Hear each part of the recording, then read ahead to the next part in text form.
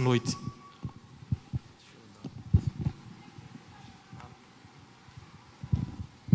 Boa noite a todos e a todas, que a graça e a paz do nosso Senhor e Salvador Jesus Cristo continue sendo uma grande realidade em nossas vidas, amém? Que bom estarmos aqui. Gostaria primeiramente de fazer um registro de gratidão a Deus pela vida do Silberto e pela vida da Cidinha, pois assim que eu tomei minha decisão em Cristo Jesus, aqui mesmo na cadeia pública de Serra Talhada, eu saí do trabalho e fui para a rua comprar uma Bíblia. E aí eu cheguei no centro da cidade, próximo ali da prefeitura, e eu disse para uma pessoa: olha, você sabe onde eu posso encontrar uma Bíblia aqui, eu comprar uma Bíblia? E alguém disse assim: olha, entra nessa loja, aquele homem ali vai poder te ajudar. Foi exatamente o Silberto e a Cidinha, e a gente bateu um bom papo, e vocês me indicaram para comprar uma Bíblia do outro lado, né, na loja do João Duque, e deu a referência na Bíblia Shed, que até hoje eu tenho. Isso foi no ano de 1998. Que bom estar aqui. Sou muito grato a Deus. A minha tia está ali, né, visitando, e Deus continue te abençoando, tia Josefa, toda a sua família. Eu queria convidá-los a ficar de pé em reverência à bendita palavra do Senhor e ler com vocês o texto bíblico de João, capítulo 6, do versículo 60 ao 69. João, capítulo 6, versículos 60 ao 69. O título dessa mensagem tem por Perseverança e Fé, ações de um verdadeiro discípulo de Jesus Cristo. João, capítulo 6, do versículo 60 ao 69, diz assim o texto, palavra do Senhor. Muitos dos seus discípulos, tendo ouvido tais palavras, disseram: duro este discurso, quem o pode ouvir? Mas Jesus, sabendo por si mesmo que eles murmuravam a respeito de suas palavras, interpelou-os: isto vos escandaliza? Que será, pois, se virdes o Filho do Homem subir para o lugar onde primeiro estava? O Espírito é o que vivifica, a carne para nada aproveita. As palavras que eu vos tenho dito são Espírito e são vida. Contudo, há descrentes entre vós, pois Jesus sabia, desde o princípio, quais eram os que não criam e quem o havia de trair. E prosseguiu: por causa disto é que vos tenho dito, ninguém poderá vir a mim, se pelo Pai não lhe for concedido. À vista disso, muitos dos seus discípulos o abandonaram, já não andavam com ele. Então perguntou Jesus aos 12: porventura quereis também vós outros retirar-vos? Respondeu-lhe Simão Pedro: Senhor, para quem iremos? Tu tens as palavras de vida eterna, e nós temos crido e conhecido que tu és o Santo de Deus. Você pode orar comigo nessa noite? Soberano Deus, nós somos muito gratos a Deus, porque o Senhor é bom. Já foi cantado nessa noite aqui, que a tua misericórdia dura para sempre, e nós queremos te pedir, ó Deus, que o Senhor, e tão somente o Senhor, fale aos nossos corações nessa noite, que eu diminua, que o Senhor cresça, e que esta palavra, ó Deus, ela encontre guarita em nossos corações, causando transformações, trazendo renovação, quiçá, ó Deus, salvação nessa noite, ó Deus, porque nós te oramos e fazemos essa oração no nome maravilhoso, precioso do teu Filho amado Jesus Cristo, aquele que vive e reina para todo sempre. Amém. Podeis sentar. Jesus Cristo, ele nos assegurou na sua palavra, em Mateus capítulo 24, versículo 13, aquele que perseverar até o fim, esse será salvo. E perseverar significa exatamente permanecer firme, porque em Cristo Jesus nós temos que ter esse compromisso de ser fiel aos mandamentos de Deus, apesar das tentações, apesar das oposições, apesar das adversidades, nós precisamos, como cristãos, ser fiel a esse compromisso. Muitos certamente já tiveram experiências espirituais na casa do Senhor, experiências poderosas. Muitos já tiveram relevantes serviços na obra do Senhor, mas um dia se desviaram desse caminho e ficaram inativos. Você certamente conhece alguém, ou talvez seja você que esteja aqui nessa noite, exatamente dessa maneira. Talvez você tenha produzido muito na obra do Senhor, mas talvez nesse exato momento você está aqui meio inativo, você está inoperante. Mas a palavra de Deus vai nos dizer que nós temos que perseverar até o fim. E eu aprendi, assim que eu me converti, eu recebi uma palavra na época do meu pastor, que ele citava Eclesiastes capítulo 7, versículo 8, e eu guardei aquilo no meu coração, e já são para mais de 26 anos de evangelho, 17 anos de ministério pastoral. Foi Eclesiastes 7, 8, melhor é o fim das coisas do que o seu começo. Melhor é o fim das coisas do que o seu começo. Muitas pessoas, muitas vezes tomam uma decisão em Cristo, vem à frente, se emociona, chora, passa por um discipulado, se batiza, começa a produzir, começa a fazer grandes coisas para o Senhor, mas de repente vem os problemas, vem as dificuldades, vem as lutas, e muitas vezes se esfria. Às vezes sai da igreja, às vezes conhece outras coisas, às vezes até volta, mas ainda não volta com a mesma intensidade, com o mesmo fervor. Por isso que a palavra de Deus vai dizer que melhor é o fim das coisas do que o seu começo. Eu costumo sempre dizer na igreja, a minha época de jovem, e eu fui jovem, eu sou jovem, foi muito boa. Era uma jovem que fazia muitas coisas, mas o fato de fazer aquelas coisas no passado, elas têm que ser contínuas. A vida cristã, ela é uma caminhada, e nessa caminhada a gente tem que ser constante. A gente não pode ser como as águas do mar, vai e volta, vai e volta. A gente precisa ser constante na presença do Senhor. Quando Jesus ensinou ali em Cafarnaum, muitos dos seus discípulos tornaram para trás e já não andavam com ele. É isso que diz João capítulo 6, versículos 66 ao 67. Muitos dos discípulos tornaram para trás, já não andavam com ele. Então disse Jesus aos 12: vocês querem também vos retirar-vos? Queridos, com essa profunda reflexão sobre a eternidade que nos reserva, porque como disse o apóstolo Paulo, se a nossa esperança, ela só limita somente a esta vida, nós somos os mais miseráveis pecadores. Nós podemos responder como Simão Pedro, ele disse: Senhor, para quem nós iremos? Só Tu tens as palavras de vida eterna. Então, nós temos que ser fiéis àquilo que sabemos, e o que sabemos, nós sabemos através do Espírito Santo e pela palavra que chegou até nós e nós acreditamos. Amém? Eu já ouvi muitas justificativas infundadas, sem nexos, de pessoas que abandonaram a igreja, que colocaram culpa em todo mundo, menos nele. E eu fico interessado, observando, por exemplo, na mensagem do filho pródigo.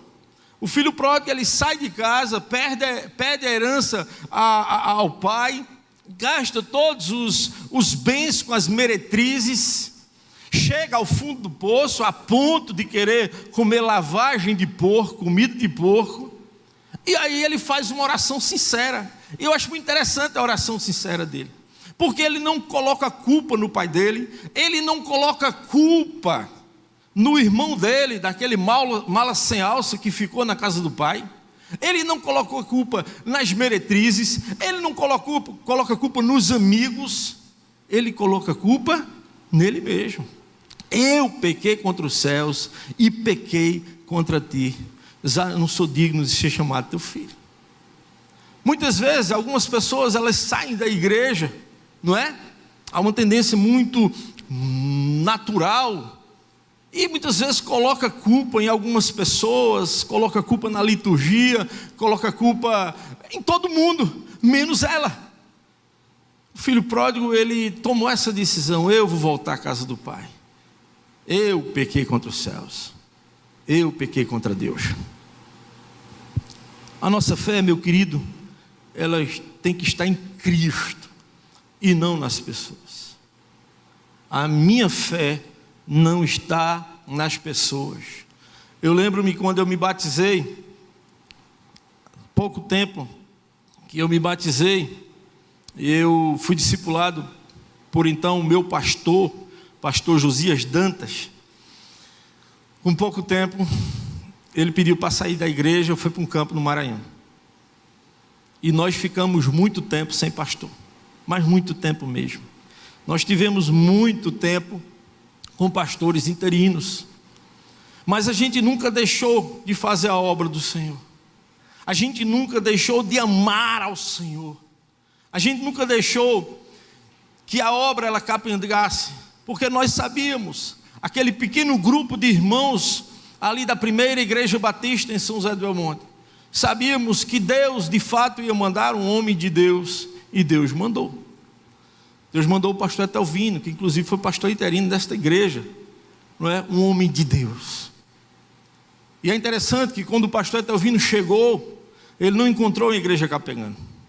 Ele não chegou e encontrou uma igreja que não estava evangelizando, ao contrário, ele encontrou homens e mulheres vibrando.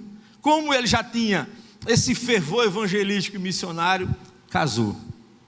Queridos, quando nós fomos batizados, nós declaramos para Deus, declaramos para nós mesmos, declaramos para a igreja, que nós fizemos um pacto com Deus, né? Que morremos para o mundo e ressurgimos para Deus. Não foi com homens, mas foi com o Salvador. E nós concordamos em tomar posse sobre nós desse nome de Cristo, tendo firme propósito de servi-lo até o fim. Amém? É interessante porque esse diálogo aqui se dá entre um numeroso grupo de discípulos e Jesus, e no final entre Jesus e os seus 12. E quem primeiro toma a palavra é o referido grupo dos discípulos. No versículo 60, o texto vai dizer: então muitos dos discípulos, tendo ouvido essas coisas, disseram: dura é esta palavra, quem pode ouvi-la? As palavras de Jesus parece que para aqueles que estavam ali próximos, que estavam seguindo a Jesus, ou entre aspas, seguindo a Jesus, estava sendo muito dura na concepção deles. E aqui, irmãos, uma sequência lógica na disposição dos verbos, dos quais esses discípulos, eles são agentes. Primeiro, eles ouvem o hostil jogo argumentativo travado entre Jesus, as multidões e os judeus, e depois eles dizem, ou seja, eles experimentam uma reação à ação argumentativa de que foram testemunhas. É interessante porque a reação desses discípulos, ela permanece no plano das palavras e se dirige às palavras de Jesus. Eles acusam de proferir Jesus uma palavra dura. Em seguida, existe uma retórica e uma ironia, porque eles lançam mão de uma pergunta, por meio da qual insinuam não haver que possa suportar ouvir essas duras palavras de Jesus. E eles dizem: quem pode ouvi-la? Eles dizem: quem é que pode ouvi-la? Eles esquecem que Jesus ali era o Rei dos Reis, o Senhor dos Senhores, o médico dos médicos, aquele que tinha operado maravilhas. Nós estamos aqui no capítulo 6 de João. Quantas coisas boas, quantas coisas tremendas o Senhor Jesus fez. Em João capítulo 2 vai dizer que Ele transforma água em vinho. No capítulo 5 vai dizer que Ele cura um homem que havia há muito tempo aleijado, fora os milagres pedagógicos, espirituais que Jesus fazia. E aquele povo duro não compreendia que aquele homem que estava falando ali era Jesus Cristo, o Senhor dos senhores, o Rei dos reis, o médico dos médicos. Jesus, sabendo da acusação que os seus discípulos lhe acusavam, ele sai em defesa própria, faz uma pergunta a qual os reputa facilmente sobre escandalização. Jesus disse: isso vos escandaliza? Eu quero ver quando o Filho do Homem subir para onde vocês estavam antes. E quando virdes o Filho do Homem subindo, para onde estava antes? Depois de proferir umas poucas palavras pouco claras, tenta pôr em discreto aqui a acusação segundo a qual dura é a sua palavra. Jesus vai dizer: as palavras que eu vos digo, ou que eu vos disse, são espírito e são vida. O problema é que vocês não têm a capacidade espiritual de compreendê-las. Ele disse sem querer cogitar a possibilidade de estar sendo pouco razoável, nem para ser injusto. Porque hoje muitas vezes um pregador fiel à palavra, ele tem que medir as palavras muitas vezes a qual ele vai pregar. Ontem eu estava dando um estudo aos jovens da nossa igreja, e é uma série de sermões e de estudos que a gente tem feito lá, cristãos na contramão do mundo, é aquelas velhas perguntas, né? É proibido beber bebida alcoólica,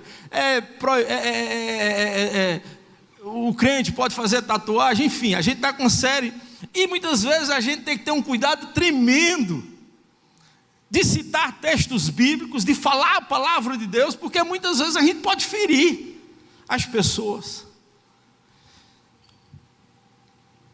E como se não bastasse, ele acrescentou, insinuando que a referida acusação e a possível rejeição de a sua autodefesa era motivada por ausência de fé. E Jesus disse entre eles: mas há entre vós alguns que não creem. João capítulo 6, versículo 64. Querido, nós estamos vivendo numa era em que as pessoas elas têm Bíblia dentro de casa. Nós estamos vivendo uma época em que as pessoas elas têm mensagens a todo momento, mas existe ainda um analfabetismo bíblico. Existe ainda uma boa vontade de compreender de fato o que a palavra de Deus tem para os nossos corações. A palavra de Deus, ela é espírito, ela é vida. Ela não é só uma palavra, a palavra tem espírito e ela fala muito aos nossos corações e como fala. Interessante, porque a tirar pelos verbos dos quais os discípulos voltaram a ser agentes, nós podemos ter aqui uma ideia de como a autodefesa e a insinuação de Jesus soaram aos ouvidos desses discípulos.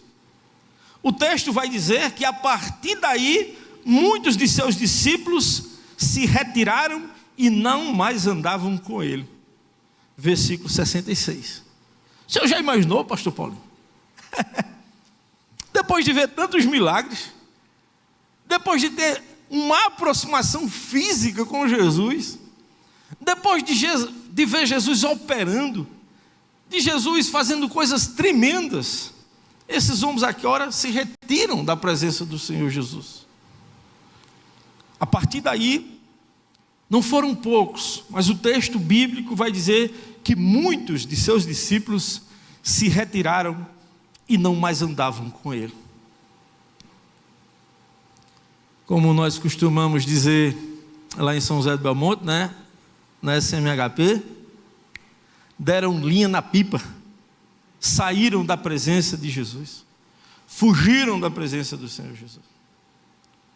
Palavras duras podem engendrar processos de resistência e de fuga. A fuga é um tipo de resistência, mas de resistência a Deus. Eu costumo dizer lá na igreja, vocês podem ficar até com raiva do pastor César, mas não fiquem com raiva de Deus, porque Deus quer o nosso melhor. Disse então Jesus aos 12: acaso vós também não quereis partir? A reação deles, que não se dobraram a Jesus interessou ainda mais? Ou será que ele pretendia com tanta dureza apenas suscitar nos 12 o medo gerador de fidelidade incondicional? Mas não era isso que Jesus queria, porque Jesus não queria que ninguém servisse a ele por medo, mas por amor. É por isso que ele pergunta lá a Pedro: tu me amas, Pedro? E Pedro diz o quê? Não, eu não te amo. O que é que ele diz? Sim, eu te amo. Mas tu me amas mesmo, Pedro? Claro, Senhor, eu te amo. Mas tu me amas mesmo, Pedro? Ou seja, tu me amas mesmo, cabra? Sim, Senhor. Então apacenta as minhas ovelhas. Você, meu querido, você, minha querida, você não serve a Deus por medo, mas você serve a Deus por amor. Quando eu me lembro do que eu era e do que eu sou hoje. Hoje pela manhã a igreja faz aquele tradicional, a homenagem, e eu me lembrando exatamente do que eu era. Um cachaceiro, um baderneiro, um bagaceiro. Seja como for, a resposta de Simão Pedro é arrepiante. Senhor, a quem iremos nós? Tu tens a palavra de vida eterna, e nós temos crido e conhecido que tu és o Santo de Deus. Irmãos, conhecer aqui é muito mais do que ter noção, capacidade de entendimento, mas é experimentar o amor de Deus. Simão Pedro, que parece falar em nome dos 12, agora assume uma postura diametralmente oposta àqueles discípulos subversivos, aqueles que de fato não eram discípulos, porque o verdadeiro discípulo, ele ouve o mestre e ele faz a vontade do mestre. Depois de afirmar não haver outro a quem ir, uma forma de dizer que, diferentemente daqueles discípulos não ensináveis, levianos, incoerentes, os 12 jamais lhe dariam as costas. Posteriormente, contrapondo-se ao que disseram ser dura a palavra de Jesus, diz que sua palavra é de vida eterna. Por fim, e mais uma vez buscando distanciar os 12 daqueles discípulos levianos, daqueles discípulos que não tiveram de fato uma experiência com Jesus, por causa da falta de fé, Pedro diz e assevera que não a tem apenas crido, mas conhecido que Jesus Cristo é o Santo de Deus. Louvado seja Deus por isso. As palavras de Jesus eram insuportavelmente duras para uns, mas era espírito e vida eterna para os outros, assim como eu e como você. Porque, meu querido, ser bom no bom é bom demais. E o Evangelho que prepara a gente para a vida, mas também prepara para a morte. O Evangelho que prepara a gente para as grandes alegrias, mas também que prepara para as grandes tristezas e para as grandes tragédias. O Evangelho que nos descortina e mostra de fato quem somos. Porque muitas vezes temos uma ideia do Evangelho por causa de outras coisas que não são o Evangelho. O Evangelho é libertador, o Evangelho é transformador, o Evangelho não é essa palhaçada muitas vezes que é pregada nas internets, nos canais aí de YouTube, de TikTok e outras coisas. Isso não tem nada a ver com o Evangelho, sabe por quê? Porque o Evangelho é o poder de Deus para a salvação de todo aquele que crê. Eu não conheço ninguém que já aceitou Jesus verdadeiramente, que não foi transformado. Eu não conheço ninguém que não conheceu Jesus Cristo e verdadeiramente não tomou posse da vitória em Cristo Jesus. Eu não estou falando aqui de financeiro, eu não estou falando aqui de bens materiais, eu não estou falando de saúde física, mas eu estou falando de saúde espiritual, emocional, psicológica e espiritual em Cristo Jesus. Eu fico maravilhado quando eu vejo o crescimento espiritual de algumas ovelhas minhas. Hoje eu recebi pela manhã a ligação de um pastor que sucedeu o pastor que me sucedeu lá na PIB de Mostardinha. Meu primeiro ministério lá, um baterista meio adoidado, casado, pai de família, mas todo amalucado. E aí a gente começou a trabalhar com ele. De repente o Espírito Santo foi polindo o coração dele. Só queria saber de bateria. Depois começou a se despontar na liderança. Deus levantou ele como presidente de juventude. Depois tornou ele tesoureiro da igreja, responsabilidade. Quando eu saí de lá, ele era o vice-moderador. Com pouco tempo, o pastor Anderson, que me sucedeu, assume e diz: pastor César, olha, o que é que o senhor acha de enviar o nosso irmão Daniel Assis para o seminário? Eu digo: olha, o pastor dele é você. Não, mas eu estou lhe perguntando porque ele foi sua ovelha também. Eu digo: rapaz, esse camarada aí é de Deus. Ele foi para o seminário. Quando ele terminou o seminário, o pastor Anderson pediu a consagração dele. Eu fui lá fazer a oração de imposição. E ele passou a ser o pastor auxiliar do pastor Anderson. Quando foi o ano passado, o pastor Anderson faleceu. Tinha acabado de assumir a igreja do Curado 4. Acho que vocês devem saber, um pastor que teve um acidente, teve uma morte. E aí tinha um mês assumido a igreja do Curado 4. Inclusive o pastor Everaldo, que foi pastor dessa igreja, foi o pastor interino. Pois bem, aquele pastor era o pastor de Mostardinha. A igreja de Mostardinha entrou num processo de sessão pastoral. E aí ligaram para mim: pastor, o que é que o senhor acha do pastor Daniel Assis? Eu digo: é o pastor que deve ser o pastor de vocês. Voltei para lá para dar posse a ele. É assim que Deus faz, irmãos, quando verdadeiramente nós nos colocamos na presença do Senhor. Ser bom no bom é bom demais. Eu quero ver você ser bom quando as coisas estão exatamente como você gostaria que estivesse, mas não estão. No momento que você está passando por lutas, por dificuldades, por provações, mas a sua fé está arraigada, está alicerçada no Senhor Jesus. Devemos nos perguntar: onde estamos quanto à nossa atitude para com o Salvador e para com a sua obra? Estamos na situação de Pedro, quando ele negou a Jesus? Ou avançamos, ou avançando até o ponto que temos a atitude e a determinação que ele teve após o grande encargo que recebeu do Salvador, conforme leu a irmã em João capítulo 21, do versículo 15 ao 22. O Pedro de Atos dos Apóstolos é totalmente diferente do Pedro dos Evangelhos. É interessante, porque o Senhor Jesus, Ele não anula a nossa responsabilidade humana. Aquilo que eu posso fazer e aquilo que eu tenho que fazer, Deus não vai fazer. Mas aquilo que eu não posso fazer, Deus vai fazer. Deixa eu te contar uma história. Eu fui o primeiro em minha casa a me converter. De toda a minha família, eu fui o primeiro em minha casa a me converter. E, humanamente falando, eu achava muito difícil. Porque o que acontecia?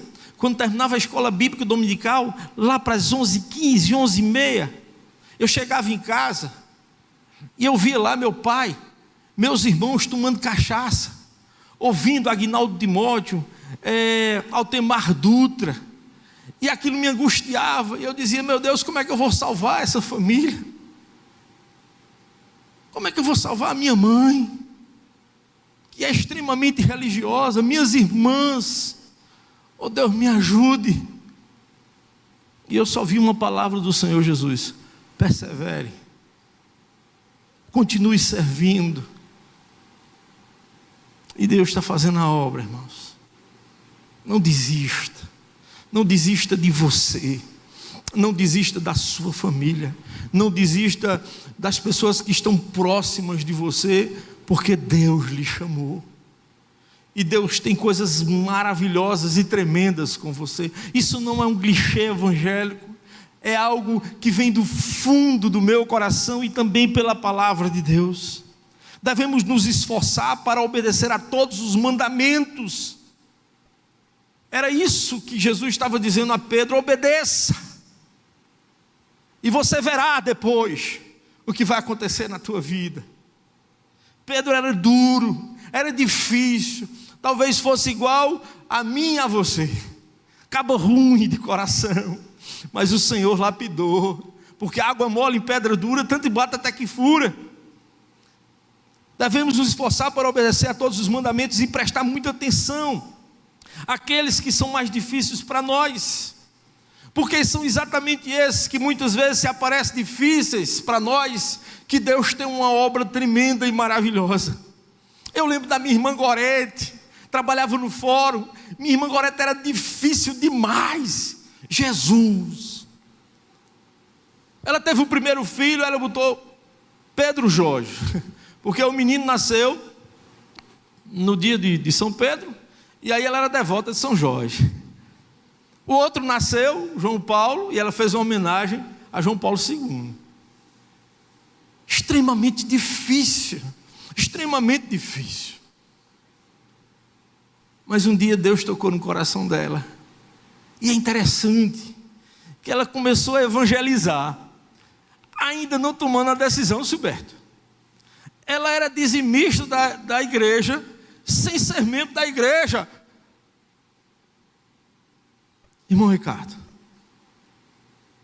e uma vez, ela ajudando a igreja e defendia a igreja com unhas e dentes perante o juiz. Ela trabalhava lá no fórum, era secretária geral do fórum, defendendo os evangélicos.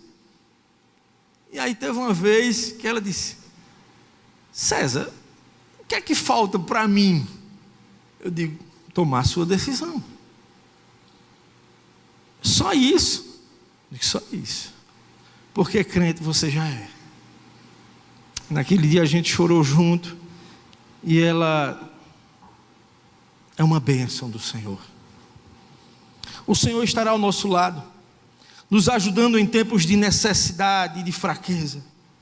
E se demonstrarmos desejo sincero e agirmos de acordo com esse desejo, Ele fará com que as coisas fracas se tornem fortes.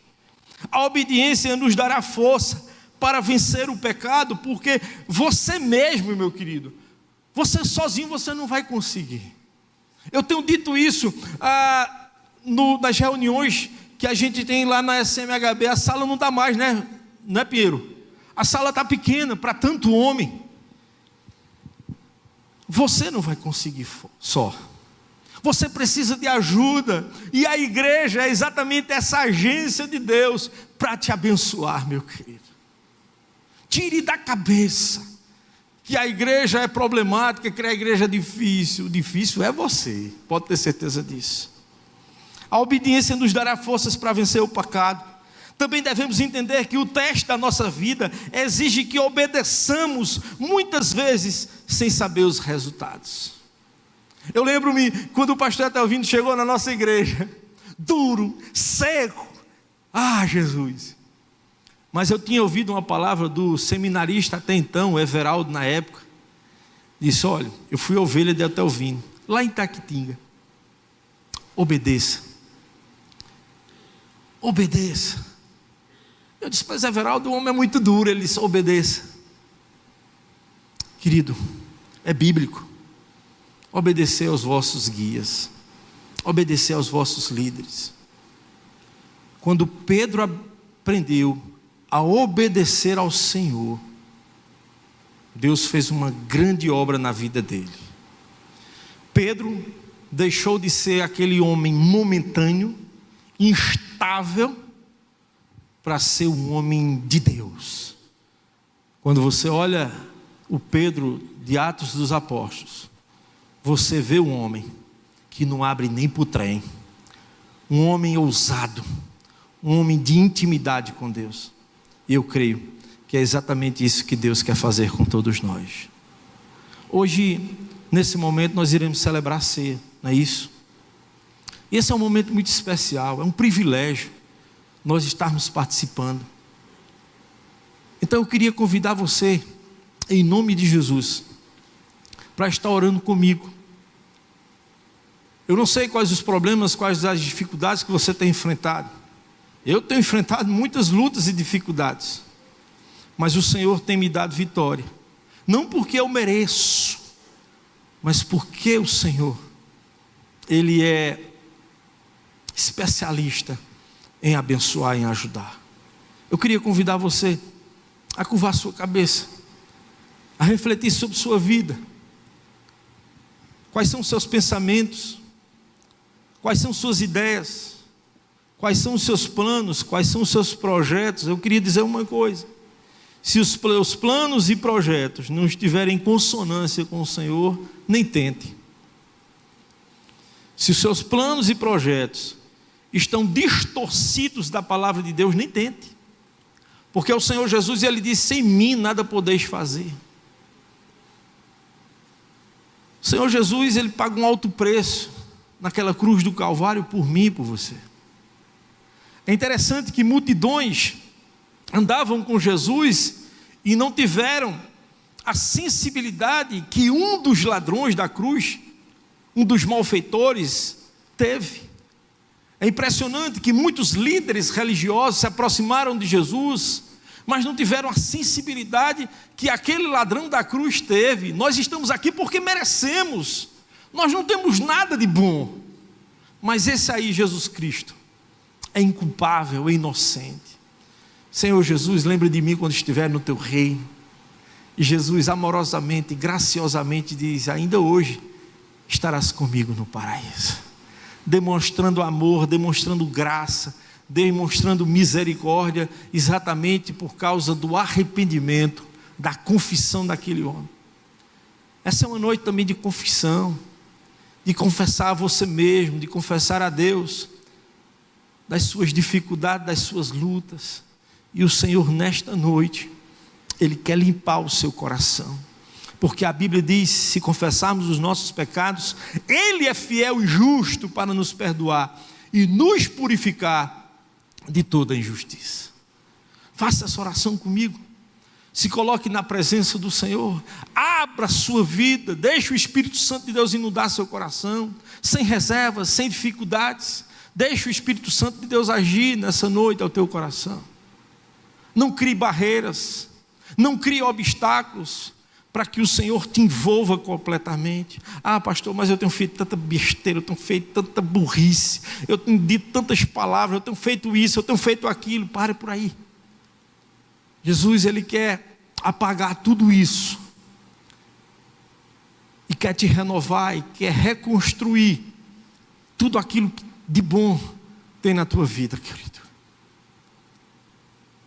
O Senhor Jesus naquela cruz venceu o sentimento de culpa. Ele venceu a culpa. Naquela cruz, Jesus, Ele venceu todo o medo, todo o trauma na tua vida, querido. Então se lança na presença dEle. Deixa o Espírito Santo de Deus agir na tua vida. Não se faça de rogado, não se faça de autossuficiente, com Jesus no colo. Você tem que humilhar-se na presença desse Deus. Você tem que declarar, porque Jesus te entende. Talvez algumas pessoas não entendam você, talvez eu não entenda você, mas o Senhor Jesus entende a tua vida. E Ele quer, em nome dEle, derramar sobre tua vida graça, paz, alegria, felicidade. Senhor nosso Deus, nosso Pai, nós somos reconhecedores, ó Deus, do teu grande amor por nós. Nós somos, ó Deus, reconhecedores, ó Deus, de que esse ato do Senhor de enviar o teu Filho Jesus Cristo por nós, ó Deus, como diz a tua palavra, ó Deus, sendo nós ainda pecadores, ó Deus, é tremendo. Por isso, ó Deus, vem em socorro das vidas que estão precisando, ó Deus, de um alento do Senhor. Vem, ó Deus, em socorro das vidas, ó Deus, que estão precisando, ó Deus, de uma transformação, de uma modificação, ó Deus, que só o Senhor pode fazer. Ó Deus, que esse momento seja um momento muito especial, ó Deus, na Tua presença. Nós não acreditamos, ó Deus, aqui na transubstanciação. Nós sabemos, ó Deus, que o Senhor não está no corpo, e no pão e nem no vinho, ó Deus. Nós sabemos que aqui é uma simbologia, mas nós estamos na Tua presença, ó Deus, e nós clamamos ao Senhor, como se aqui o Senhor estivesse, ó Deus, fisicamente, sabendo que o Senhor não está, ó Deus, fisicamente, mas em espírito e em verdade. Nós sentimos o Senhor. Por isso, ó Deus, vem ministrar em nossas vidas cura, restauração, transformação, ó Deus, de tudo em nossas vidas, porque assim nós te oramos e fazemos isso no nome poderoso, maravilhoso do Teu Filho amado Jesus Cristo, aquele que vive e reina para todo sempre. Amém. Queria convidar o nosso irmão